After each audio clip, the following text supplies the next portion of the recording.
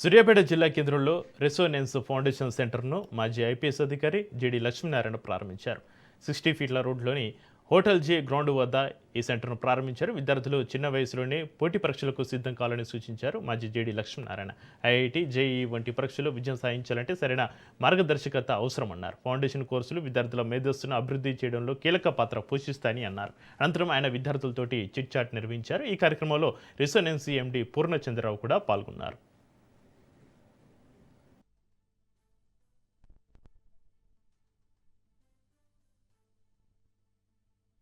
6th నుంచి 10th వరకు foundation అన్నది ఎలా ఉండాలి అంటే పిల్లలు చాలామంది వివిధ జిల్లా ముఖ్యాలయాల నుంచి గ్రామీణ ప్రాంతాల నుంచి హైదరాబాద్కు వెళ్ళి అక్కడ ఈ ఫౌండేషన్లన్నీ చదువుతున్నారు.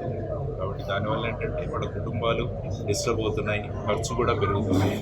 కాబట్టి రెసిడెన్స్ విద్యా సంస్థల చైర్మన్ శ్రీ మా మిత్రులు పూర్ణచంద్రరావు గారు మనం జిల్లా ముఖ్యాలయాల్లో ఈ మిగతా ప్రాంతాల్లో ఈ ఫౌండేషన్ కోర్స్ అన్నది ఒకటి ఏర్పాటు చేద్దాం ఉద్దేశంతో సూర్యాపేటలో ఈరోజు దానికి ప్రారంభోత్సవం చేశాం. ఎందుకంటే పోటీ ప్రపంచం ఇప్పుడు ఉన్నదంతా 12వ తరగతి అంటే 12వ క్లాస్ తర్వాత 12th క్లాస్ తర్వాత ఇంటర్మీడియట్ తర్వాత ఏదో ఒక ఎగ్జామ్ రాస్తే తప్ప మన ఫ్యూచర్ అన్నది సెట్ అవుతుంది. ఇంజనీరింగ్ కావాలంటే జేఈ మెయిన్ రాయాలి, జేఈ అడ్వాన్స్ రాయాలి, లేకపోతే ఎంసెట్ ఎగ్జామ్ రాయాలి. అదే డాక్టర్స్ అవ్వాలనుకుంటే నీట్ ఎగ్జామ్ రాయాలి, అడ్వకేట్ కావాలంటే క్లాట్ ఎగ్జామ్ రావాలి, ఎయిర్ ఫోర్స్, ఆర్మీలో, నేవీలో జాయిన్ అవ్వాలంటే ఎన్డీఏ ఎగ్జామ్ రాయాలి, మంచి సెంట్రల్ యూనివర్సిటీల్లో వెళ్ళాలంటే సియూఈటీ ఎగ్జామ్ రాయాలి, చార్టెడ్ అకౌంట్స్ అవ్వాలి అంటే సిఏ ఎగ్జామ్ రాయాలి. కాబట్టి ఇంటర్మీడియట్ తర్వాత అన్నీ కూడా ఎగ్జామ్స్తో ముడిపడి ఉంటాయి. ఇంటర్మీడియట్ పరీక్ష ఒక ఎత్తు అయితే ఈ కాంపిటేటివ్ ఎగ్జామ్స్ ఒక ఎత్తు.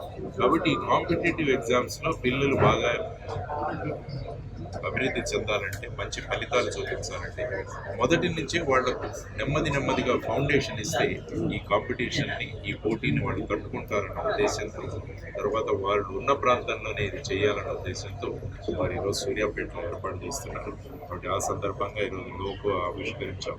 ఆ తర్వాత సూర్యాపేటలో ఉన్న పిల్లలకు ఈ విధంగా వారు చెప్పడం ఏంటంటే వారానికి 3 రోజులు, అది కూడా సాయంత్రం ఎప్పుడైనా 2 గంటలు కనుక పిల్లల సమయాన్ని వినియోగించగలిగితే వాళ్లకు ఫౌండేషన్ అన్నది ఇస్తామన్నది వాళ్ళ ఉద్దేశం.